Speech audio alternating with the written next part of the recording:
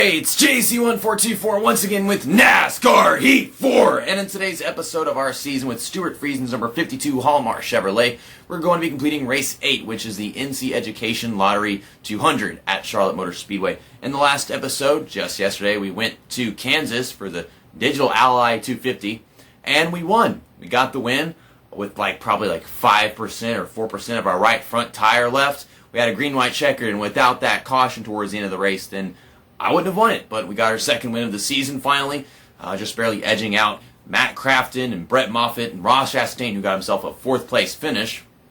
And because of that, he is still our points leader right here. But as far as playoff standings go, we are up front because we now have 2 wins alongside Harrison Burton. Harrison Burton is 59 points behind me. We also gained 5 points on Ross Chastain in that race because he's just been very consistent. But as I said towards the end of that video, he's going to have to be able to get lucky and win races in the playoffs if he actually wants to make the Final Four, and I really hope that he does. I like Ross Chastain, Brett Moffitt, I like Matt Crafton, but he's got a ways to go. There's Johnny Sauter and Harrison Burton. I like them. Todd Gilliland is just not nearly as good as he used to be. He was amazing in NASCAR Heat 3 and NASCAR Heat 2. But let's get out of here and head to Charlotte. I never truly know how to drive a track after taking one turn on the outlap because I'm not exactly completely up to speed yet, but I mean, I was able to just let out the gas a little bit and almost drive all the way onto the apron going into turn 3. So that leads me to believe I can make that turn at full throttle. But I couldn't make it through turn 1 full throttle, so I don't know exactly what I'm doing yet. This turn is not the same at all as it was in NASCAR 3. Things are definitely different for Charlotte in the Truck Series. You just have to let off a little bit, diving from the outside and make a perfect corner. That was actually a pretty good lap time, only 7/10 off the leader, and 9th place, so we're on the inside. Hope that, just like in the last race, no one gets into the back. If it had happened, then Corbin Forrester, who was starting underneath me, would have been on the outside, but I would have gotten to the inside. What kind of results we have right here? Matt Crafton, the man I love, starting on the pole. Todd Gilliland, I was just talking about him starting in 3rd, so maybe he'll have himself a good race and start to make a recovery in the series, but it's probably too late for that now. Who knows? Maybe Todd Gilliland will wind up in the Final Four just on lucky wins and stuff. He hasn't won anything yet. We've only had a few winners and a few guys that win one race. Ross Chastain starting 17th, so he's got a ways to go. This is what I'm talking about. If he doesn't qualify well, then he has no wins to help back him up in the playoffs. That's what happened with Brad Keselowski. He had one bad start and he hadn't won anything, and he's just been really consistent. And that's how he got in. Myatt Snyder starting 29th, so once again, Myatt Snyder is just not doing that well. Nally Decker, she gained 10 spots in the last race. She's starting 24th. Travis Guapel starting 31st place. He's one of them Truck Series legends, but he DNF'd in the last episode. Okay, enough of all that. Let's get into the race. Of course, it's Charlotte. It's going to be a night race. And I don't think they come back to Charlotte for a second race in the Truck Series. But if they did, it would be a day race.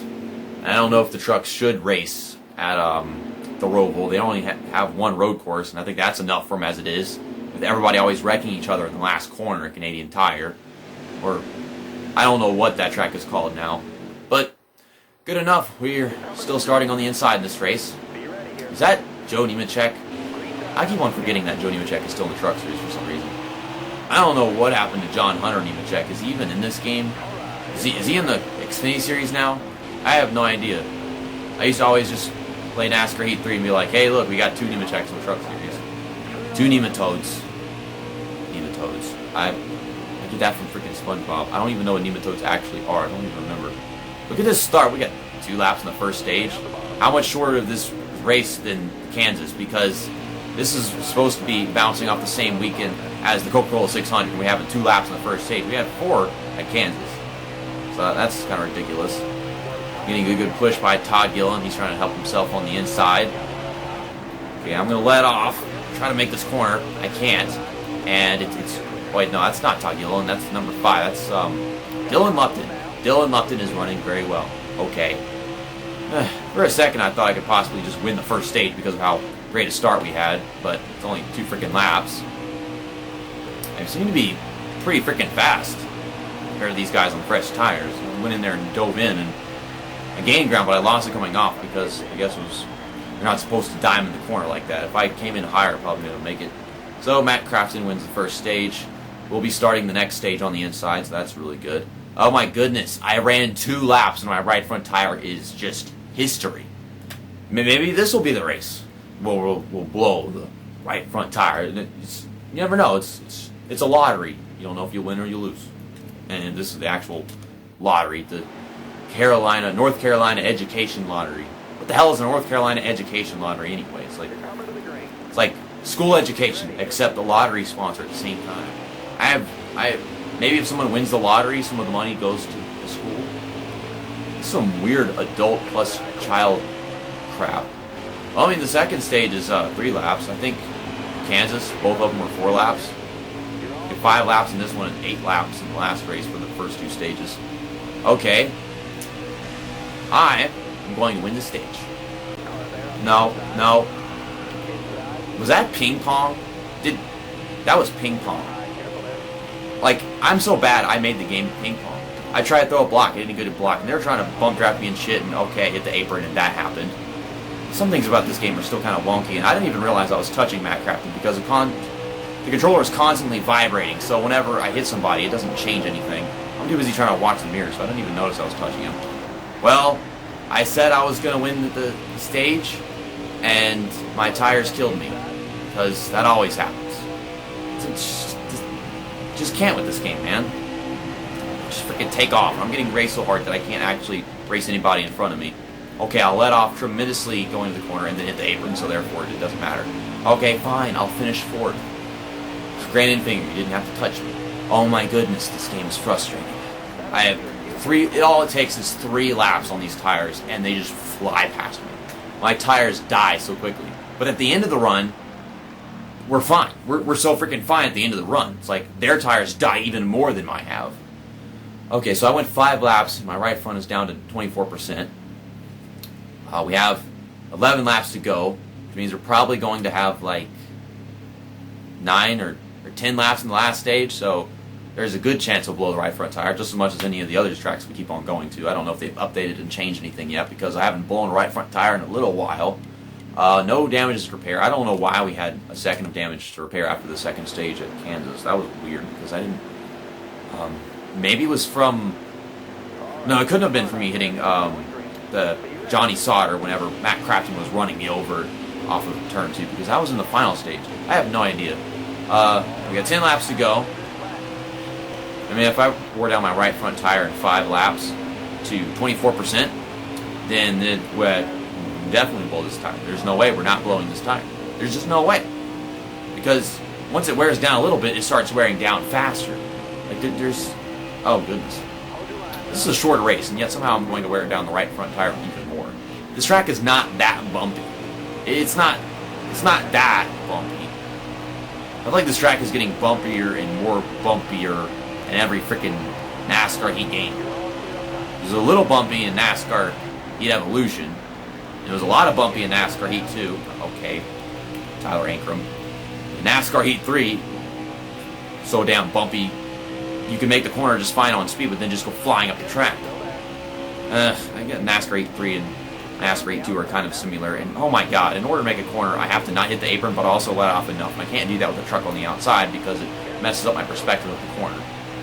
Dylan Lupton won't clear me so that I can get to the outside and stuff.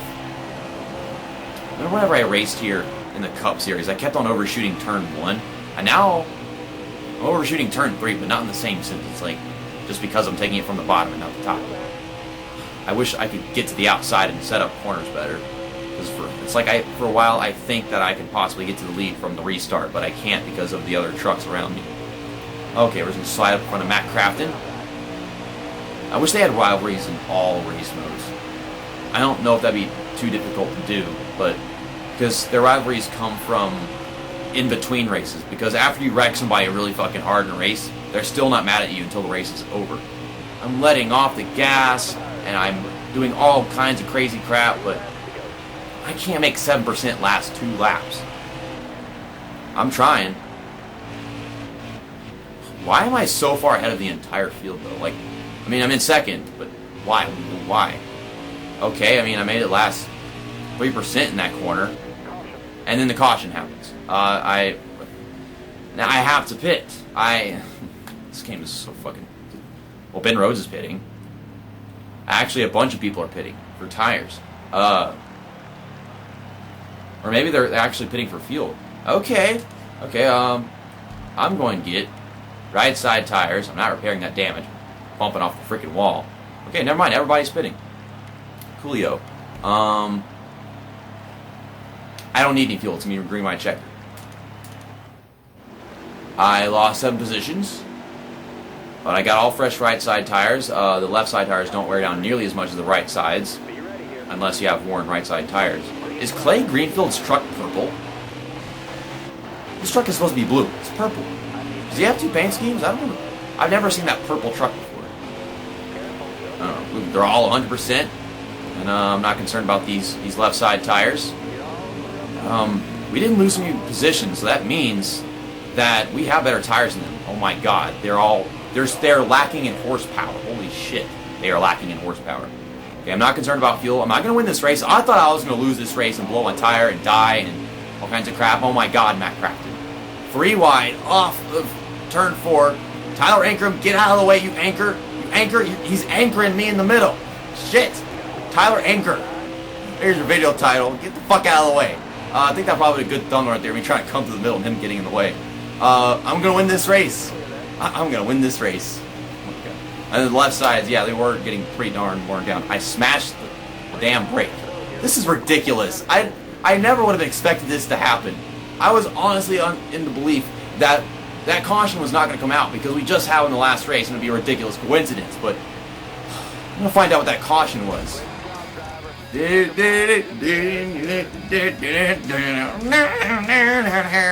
let's go do some donuts. Apparently the tires do not, they give you fresh tires whenever you come to do donuts in celebration because we never blew a tire in the last one. I actually tried to do the Davey Colwicky time thing, go backwards around the racetrack, but I lost control of it and spun into the wall, destroyed the front end of the truck. I should put that in there. While I sit here in misery because I forgot to go to the replay to make a good thumbnail, let's take a look at the race results.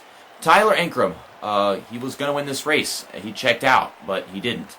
And I wound up winning it. He still finished in second. Matt Crafton finished third. He won a stage. Dylan Lupton finished in 7th. He won a stage. And I'm getting drivers' numbers confused with positions they finished in, and this is terrible. Ross Chastain, he's not the points leader anymore after that one, that's for sure, because he finished 13th. Ross Gilliland, Todd Gilliland finished in 14th. Oh my goodness. He started well, but now he's finishing 14th and being called Ross Gilliland. What's next? Ross Geller? Ross Gellerland? Freaking Friends characters? I love that. Is my favorite sitcom ever. Myatt Snyder finished 27th driving the 27 truck. Okay. Jordan Anderson won at Dover. He's over here finishing 25th, and I don't know if he does that regularly, but he just miraculously made the playoffs. Spencer Boyd finished 6 laps down. That couldn't have been the caution that got us to the green-white checker because we had that with like a lap and a half to go. Ross Chastain falls to second place in the standings and is now 16 points behind us, and he was 15 ahead of us before we did that race. So not only did we pass him, we got ourselves ahead of him by more than he was before we did the race. So that's just ridiculous.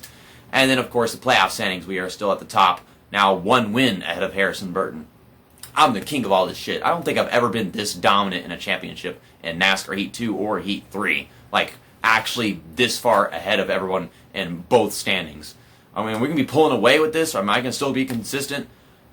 I don't know. Next up is Texas. Texas Motor Speedway for the Speedy Cash 400. Wait, we now have 2 Texas races in the regular season? The hell?